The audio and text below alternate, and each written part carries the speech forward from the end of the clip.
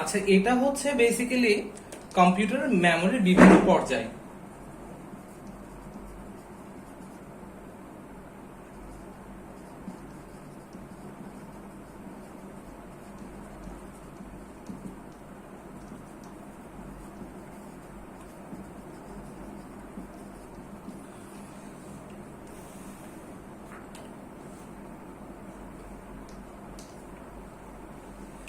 তো একটা কম্পিউটারে কি কি টাইপের মেমোরি থাকে? রেজিস্টার থাকে, ক্যাশ মেমোরি থাকে। ক্যাশ মেমোরি আবার দুইটা লেভেল থাকে, ক্যাশ লেভেল 1, ক্যাশ লেভেল 2, এরপর র্যাম, এরপর হচ্ছে ভার্চুয়াল মেমোরি।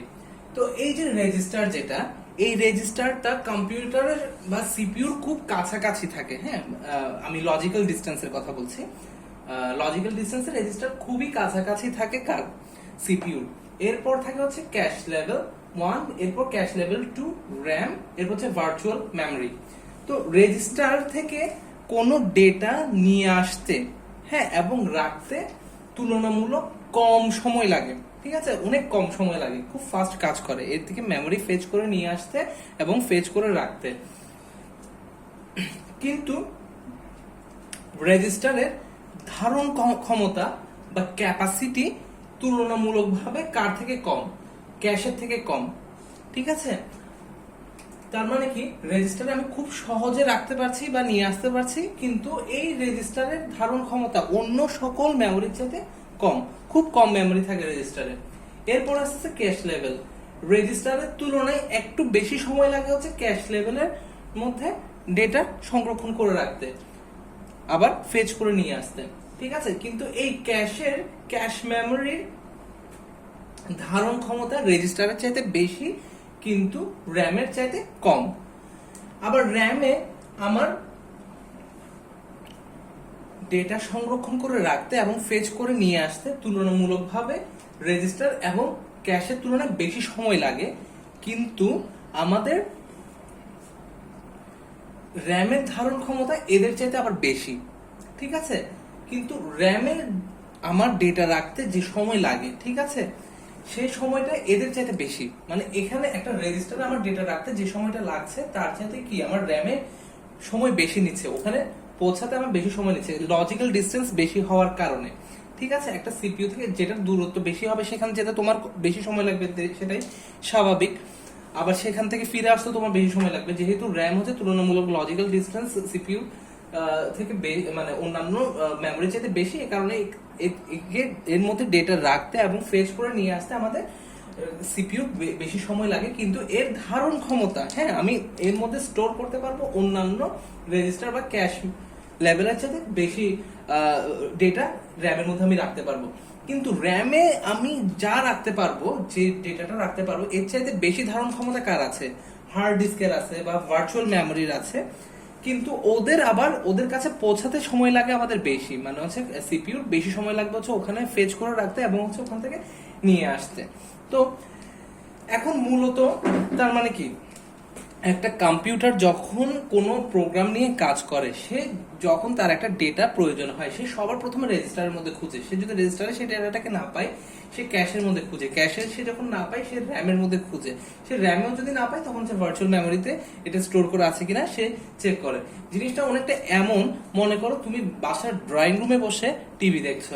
ঠিক আছে, এখন তোমার খিদা পেয়েছে, তো এখন তুমি বিস্কিট কুকিজ খেতে যাচ্ছ। এখন এই কুকিজ তোমার হাতের সামনে একটা পটের মধ্যে রাখা আছে, আবার এটার আরেকটা ডুপ্লিকেট, মানে সেম কুকিজ গুলো আবার রান্নাঘরে রাখা আছে। তুমি নিশ্চয়ই তুমি রান্নাঘর থেকে আগে ঘুরে এসে ওখান থেকে বিস্কিট নিয়ে এসে তারপর খাবে না। তুমি নিশ্চয়ই হচ্ছে তোমার সাথে কাছে যে পটটা আছে ওখান থেকে নিয়ে তুমি বিস্কুটটা খাবা বা কুকিজ গুলো টেস্ট করবা।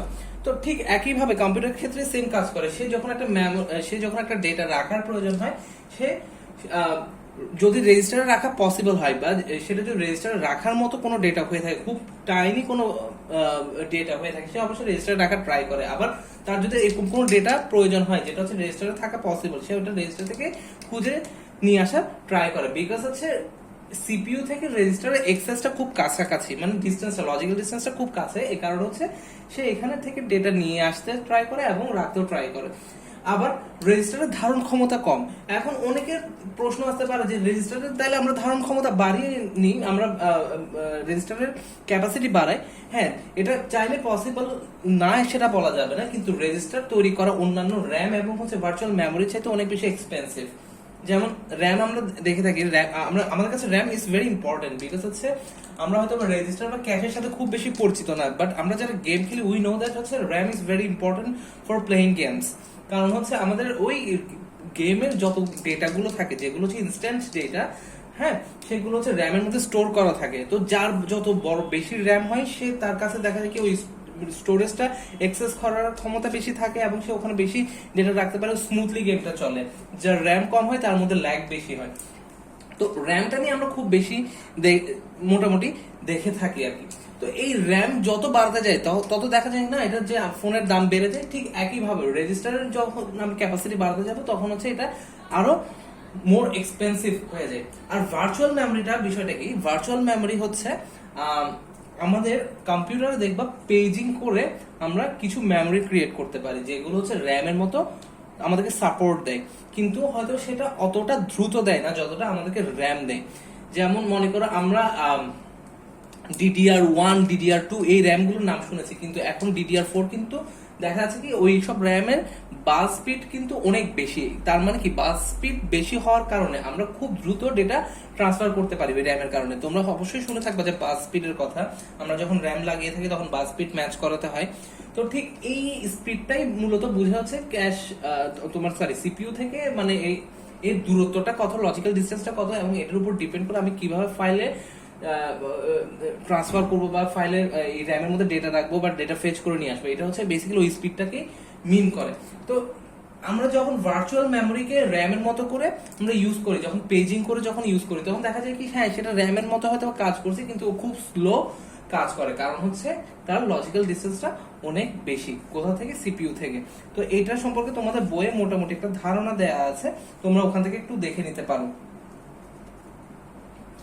আচ্ছা, আরেকটা বিষয় হচ্ছে কি ভার্চুয়াল মেমোরিটা বেসিক্যালি থাকে কোথায়, ভার্চুয়াল মেমোরি থাকে কিন্তু হার্ড ডিস্কে, ঠিক আছে, ওটা কিন্তু নন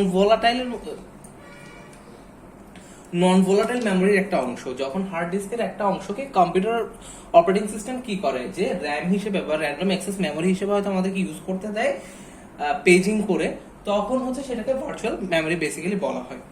এখন আমরা মোটামুটি কম্পিউটার এবং মেমোরি সম্পর্কে একটা ছোটখাটো আমরা ধারণা পেয়ে গেছি। এখন আমরা পড়বো যে প্রোগ্রামিং ভাষা, যেটা নিয়ে হচ্ছে আমাদের এই চ্যাপ্টারটা মূলত গঠিত, পঞ্চম অধ্যায়। আমরা এই অধ্যায়ের নাম হচ্ছে প্রোগ্রামিং ভাষা বা প্রোগ্রামিং ল্যাঙ্গুয়েজ। তো আমরা এখন এটা নিয়ে মূলত আলোচনা করব। তো কম্পিউটার যে আমাদের জন্য এত কাজ করছে তার জন্য নিশ্চয়ই প্রোগ্রাম সেট করে দেওয়া ইম্পর্টেন্ট, বা তাকে হচ্ছে আমাদের কমান্ড দেওয়া ইম্পর্টেন্ট। আমরা যেমন মুখের ভাষায় কথা বলি বা আমরা যেমন ভাব প্রকাশ করছি, ঠিক কম্পিউটারকে বোঝানোর জন্য বা কম্পিউটারকে কমান্ড দেওয়ার জন্য আমাদের কিছু ভাষা প্রয়োজন। তো ওই ভাষাগুলোকে বলা হয়েছে প্রোগ্রামিং ভাষা বা প্রোগ্রামিং ল্যাঙ্গুয়েজ। তো প্রোগ্রামিং ল্যাঙ্গুয়েজের মধ্যে বেশ কিছু স্টেপস আছে।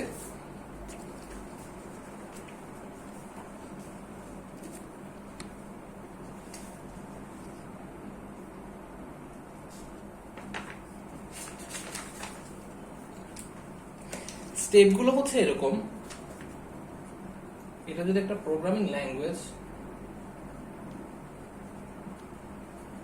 হিসেবে ধরে থাকি, তো এই প্রোগ্রামিং ল্যাঙ্গুয়েজের জন্য আছে হচ্ছে নিম্ন স্তরের ভাষা বা যেগুলো একদম লো লেভেল ল্যাঙ্গুয়েজ, যেগুলোকে আমরা হয়তো বা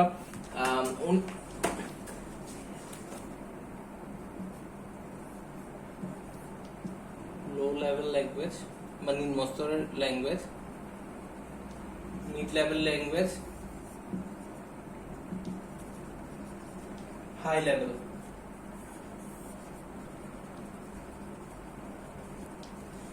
এরপর এই লো লেভেলের মধ্যে আবার দুই রকমের ভাষা আছে,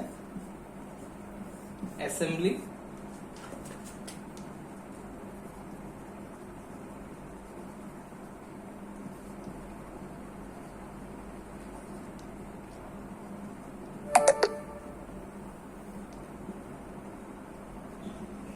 মেশিন ল্যাঙ্গুয়েজ। তো দেখো এই প্রোগ্রামিং ভাষাটা এভাবে করে আসলে ইভলভ হয়েছে যে সবার প্রথমে মনে করে আবিষ্কৃত হয় হচ্ছে মেশিন ল্যাঙ্গুয়েজ, যেটা দিয়ে হচ্ছে ডিরেক্টলি মেশিনের সাথে আমরা কমিউনিকেট করতাম। ফর এক্সাম্পল হচ্ছে বাইনারি ল্যাঙ্গুয়েজ, যেটা হচ্ছে 0110 বা হেক্সাডেসিমাল নাম্বার দিয়ে যে ধরনের ল্যাঙ্গুয়েজ গুলো তৈরি করা হতো সেগুলোকে বলা হতো হচ্ছে মেশিন ল্যাঙ্গুয়েজ। তো machine language is very difficult to communicate with computers because আমাদের 0011 এভাবে করে মনে রাখা মানে আমাদের ভাষার সাথে খুব বেশি সামঞ্জস্যপূর্ণ না, ঠিক আছে। সো মানে জাস্ট এই ধরনের বাইনারি নাম্বারস দেখে আমাদের কোড করা, প্রোগ্রাম সেট করা ইটস ভেরি ডিফিকাল্ট। এটা কম্পিউটারের জন্য খুব ইজি টু গ্র্যাব বিকজ হচ্ছে তাকে কোনো রকম কোনো ট্রান্সলেটর বা হচ্ছে কম্পাইলার বা ইন্টারপ্রেটার ইউজ করতে হচ্ছে না, সে ডিরেক্ট হচ্ছে নাম্বারস গুলো পড়েই হচ্ছে সে কমান্ডটা পেয়ে যাচ্ছে। But this is difficult for us to understand but to code because we are not use to this language, we are use to English or Bengali whatever our mother tongue is. তো ওইটার সাথে হচ্ছে আমরা খুব বেশি অভ্যস্ত। তো এই ভাষায় আমাদের কোড করা আমাদের জন্য ডিফিকাল্ট, এই কারণে আমাদের পরবর্তীতে আসা হচ্ছে assembly language which is pretty close two machine language but also similar to our languages also at the same time. তো অ্যাসেম্বলি ল্যাঙ্গুয়েজে দেখা যায় কি আমরা একটু রেজিস্টার লেভেলে আমরা কাজ করা স্টার্ট করি, দেখা যায় কি যে আমরা টুকিটাকি ছোটখাটো কমান্ড, অ্যাড, মুভ, এই ধরনের কমান্ডগুলো আমরা স্টার্ট করতে পারি। তো যেটার কারণে হয় কি আমাদের সুবিধা বলতে হচ্ছে কি আমরা কোড করার সময় আমরা একটু লজিক্যালি চিন্তা করে বা হচ্ছে কোডটা আমাদের জন্য একটু ইউজার ফ্রেন্ডলি হয় ওভাবে করে আমরা কোডটা করতে পারি। And at the same time it is also flexible for the computers to understand. Machine ল্যাঙ্গুয়েজের হয়তো বা এখানে একটা ইন্টারপ্রেটার ইউজ করে তারা হচ্ছে অ্যাসেম্বলি ল্যাঙ্গুয়েজকে মেশিন ল্যাঙ্গুয়েজে নিয়ে যেতে পারে, কিন্তু স্টিল হচ্ছে আমাদের জন্য সাফার করতে হয় যে আমাদের এত লাইনস অফ কোডস, দেখা যায় কি একটা জাস্ট ঘড়ির কাঁটাকে এদিক থেকে বাম থেকে ডানে নিতে আমাকে 1000 লাইনস অফ কোডস লিখতে হচ্ছে অ্যাসেম্বলি ল্যাঙ্গুয়েজে, which is very difficult for us to write down and to compile and to debug.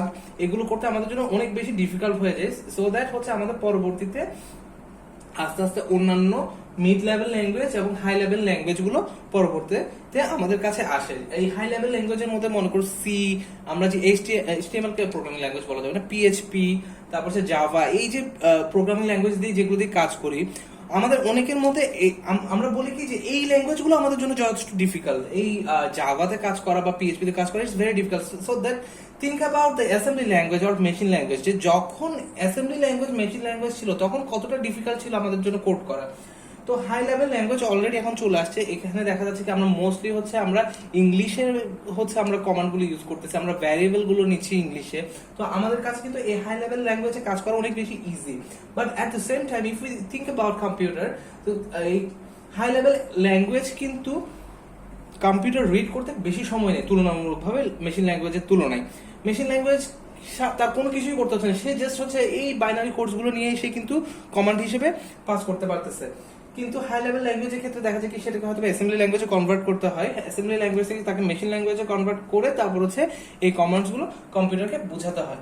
তো এই আমরা আজকে এতদূর পর্যন্তই রাখছি। আমরা হচ্ছে নেক্সট আমাদের জুম ক্লাসে হয়তোবা আমরা যদি আমাদের তৃতীয় অধ্যায় কমপ্লিট হয়ে যায় তখন হচ্ছে আমরা এটা নিয়ে আরেকটু আলোচনা করব। আর যদি সেটা সম্ভব না হয় তাহলে হচ্ছে আমরা নেক্সট আমাদের রেকর্ডেড ক্লাসে আমরা এটা নিয়ে সম্পূর্ণরূপে আলোচনা করব। সেই পর্যন্ত সবাই ভালো থাকবা, সুস্থ থাকবা, ধন্যবাদ।